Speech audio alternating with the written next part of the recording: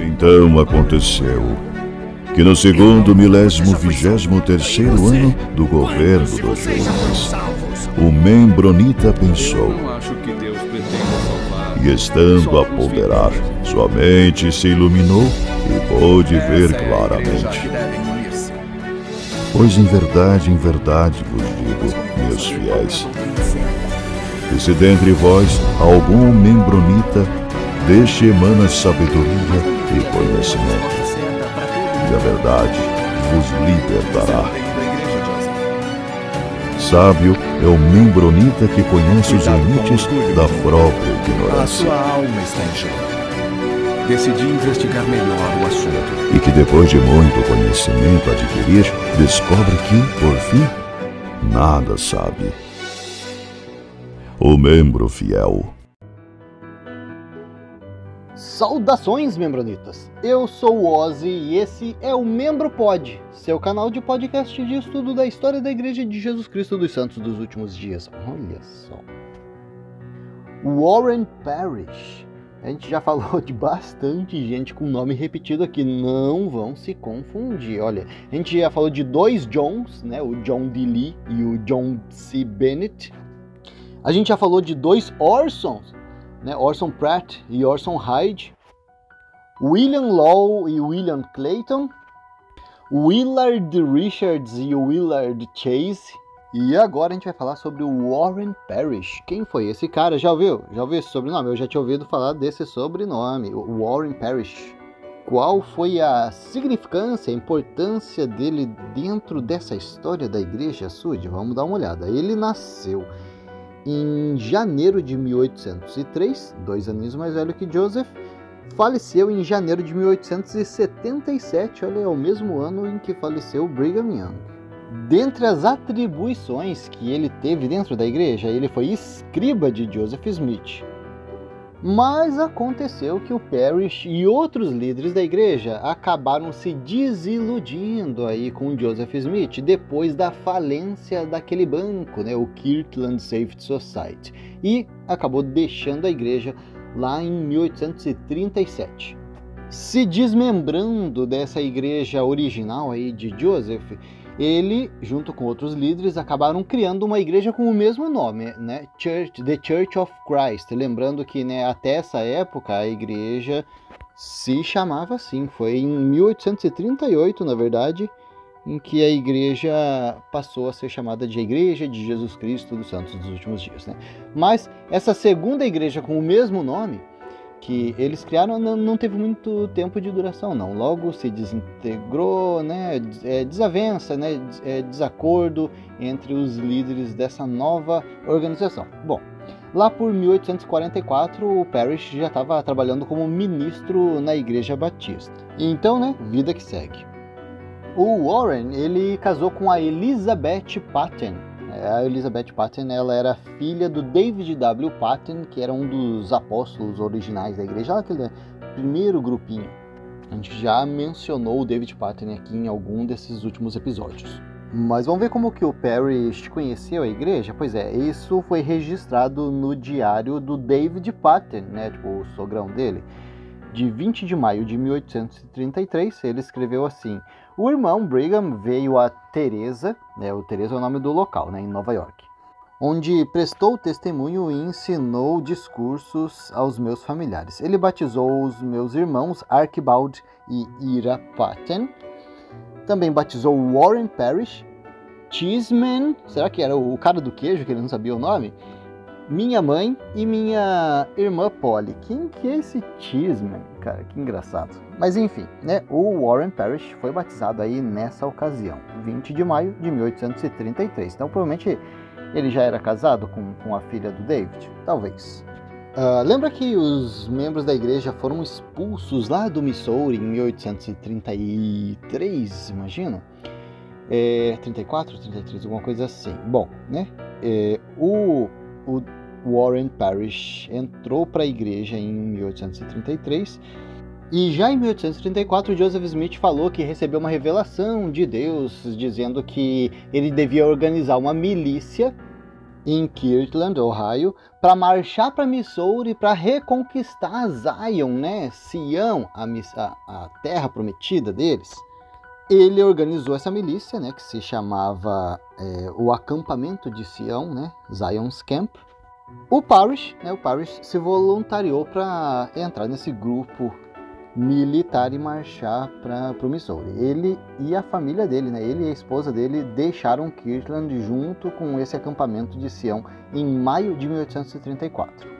Infelizmente, aí nesse trajeto, a esposa dele, né, Elizabeth, acabou falecendo, né? Ela morreu de cólera. E olha só, foi em 27 de junho de 1834, exatamente 10 anos antes da morte de Joseph Smith.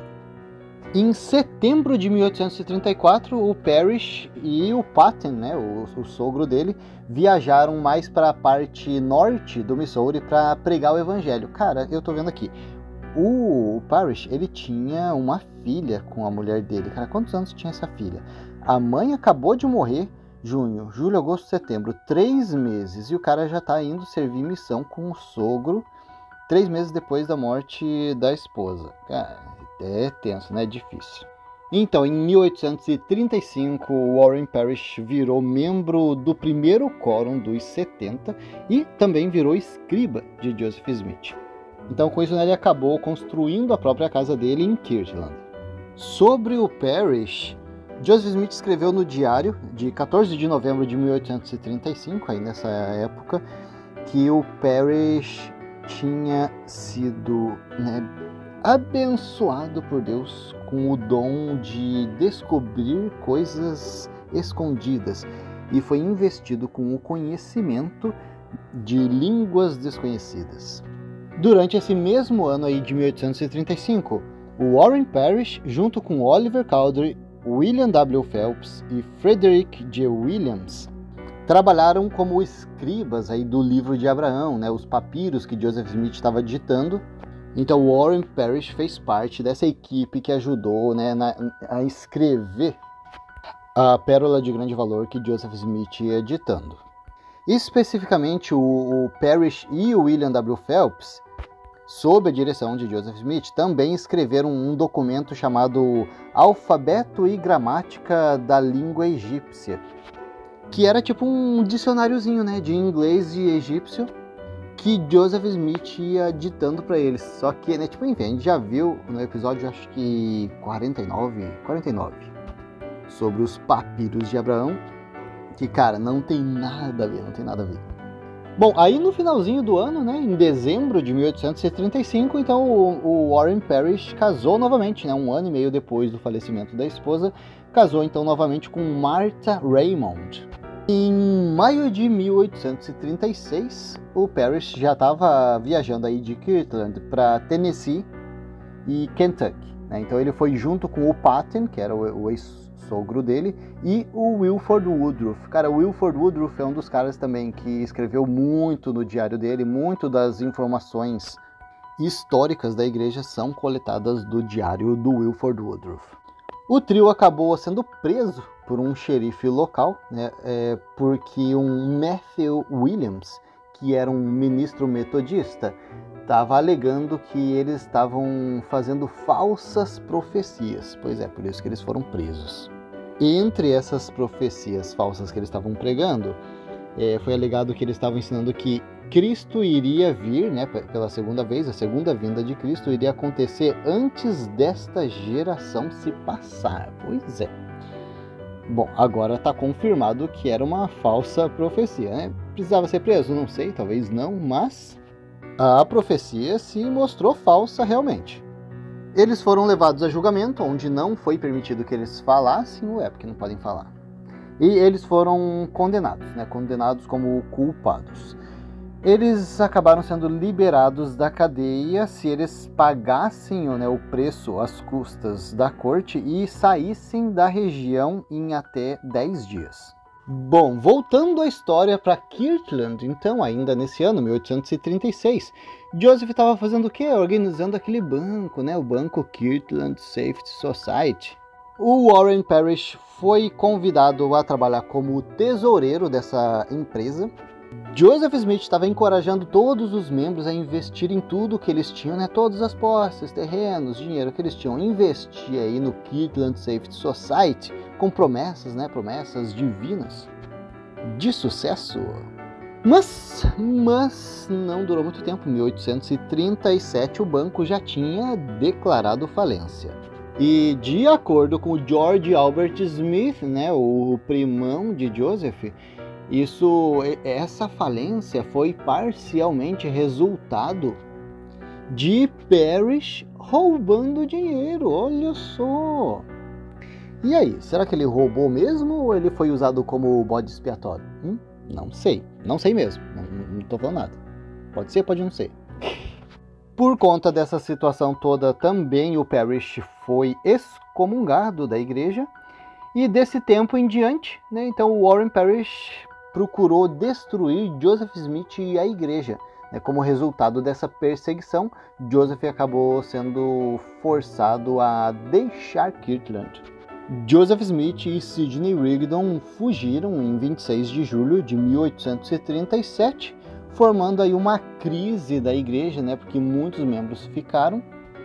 Então aconteceu que, né, esses líderes que saíram da igreja e ficaram em Kirtland assumiram o controle da igreja, né, dos membros que ficaram em Kirtland.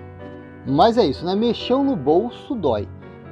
A maior parte desses membros que ficaram e que não acreditavam mais em Joseph, eles não consideravam mais Joseph como um profeta verdadeiro, porque se ele fosse, ele teria previsto que o banco não daria certo, né, entraria em falência.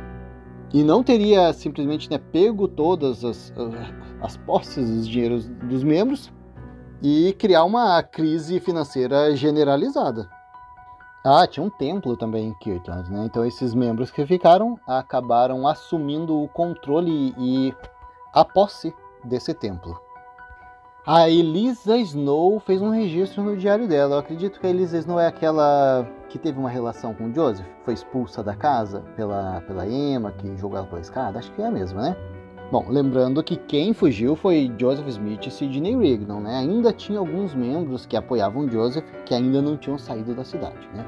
Então o que a Eliza Snow relata é que o Parrish e um outro grupo de homens que apoiavam o Parrish entraram no templo normal, né? Para os cultos dominicais.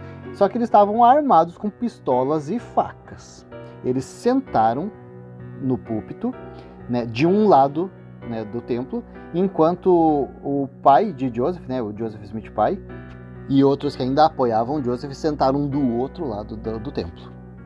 Aconteceu que de repente o Parrish e o pessoalzinho dele ficaram chateados, invadiram, acabaram com a reunião, criaram um tumulto, né? Estavam armados, ameaçando, e daí falaram que quem... Vamos ver, cadê a frase dele aqui?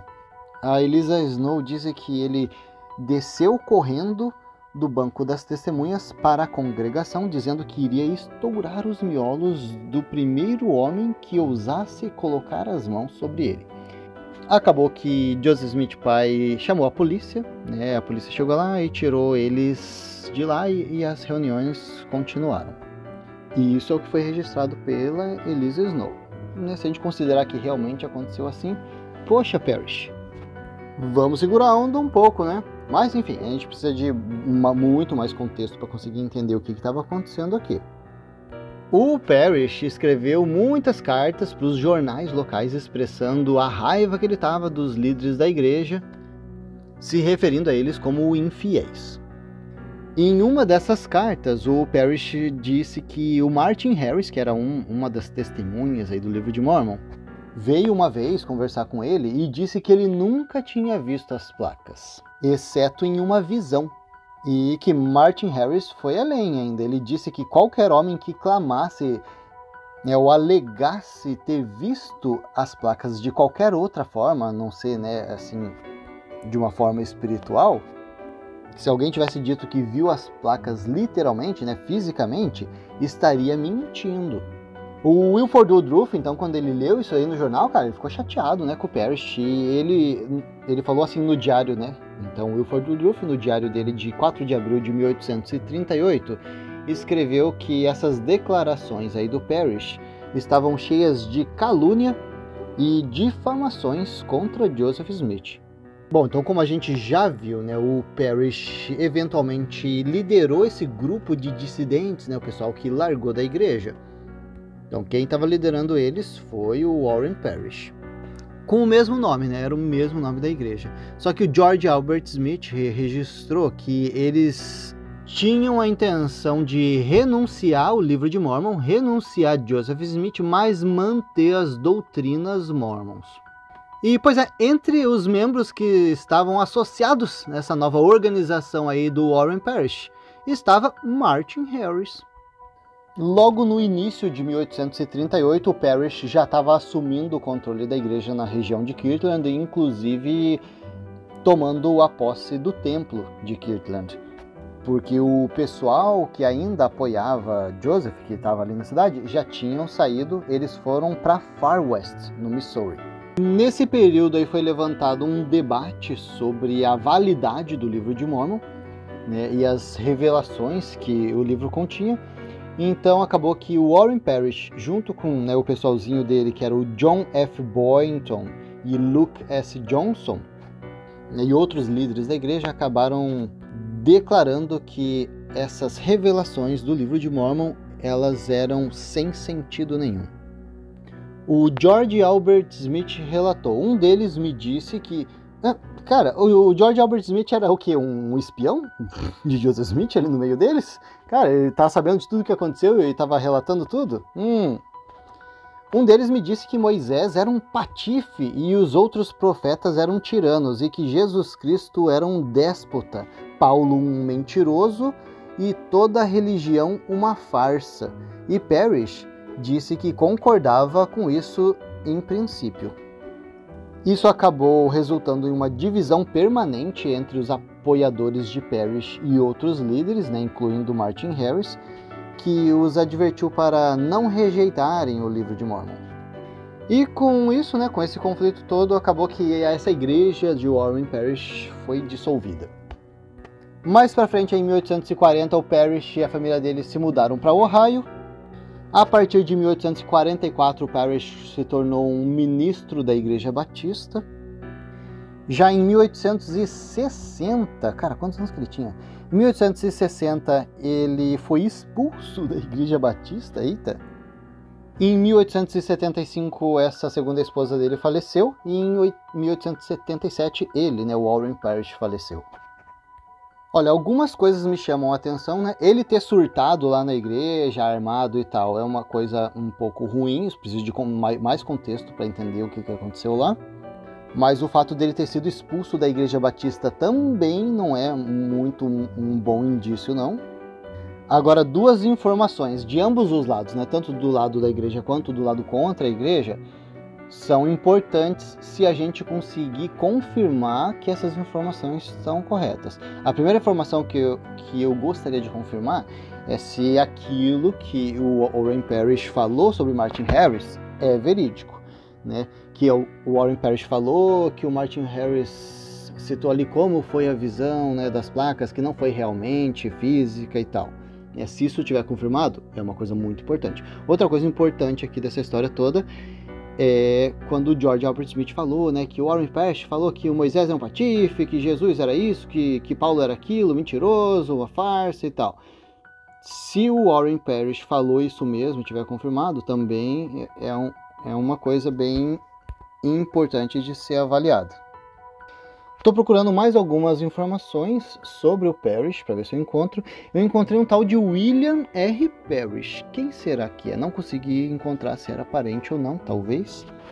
A Juanita Brooks, lembra? Ela escreveu um livro, ela fez uma pesquisa bem grande sobre o massacre de Mountain Meadows. Essa pesquisa dela que fez com que a liderança da igreja assumisse a responsabilidade, cara. O trabalho dela foi bem interessante, foi bem feito. E dentro dessa pesquisa dela, ela estava falando sobre nessa questão, né, de juramento de morte e tal, né, pagar com o próprio sangue e tal, né, que Brigham Young levava muito a sério essa história. E nessa pesquisa dela, ela levantou ali que em março de 1857, um antigo membro da igreja ali, né, de alto nível dentro da igreja, que era o William R. Parrish, decidiu ir embora de Utah com a família dele, quando ele se desiludiu com a fé mormon. Só que aconteceu que de repente ele amanheceu com a garganta cortada ali na casa dele em Utah. Mas indo ali pro Investigações Sud, a gente vê uma história ali sobre o banco. Vamos ver o que está escrito ali, ó. William Parrish, secretário de Joseph Smith e caixa do banco, escreveu em 1838. Então, esse William Parrish, secretário de Joseph e caixa no banco, será que estão confundindo com Warren? Será que é a mesma pessoa? Talvez não, mas vamos ver. Ele está falando ali, né, que ele ficou pasmo ao ouvir eles declararem que tinham 60 mil em espécie nos cofres e tal. Daí ele conta aquela história de que, cara, as caixas eram só um monte de pedra dentro e por cima colocavam um pouquinho de moeda para disfarçar.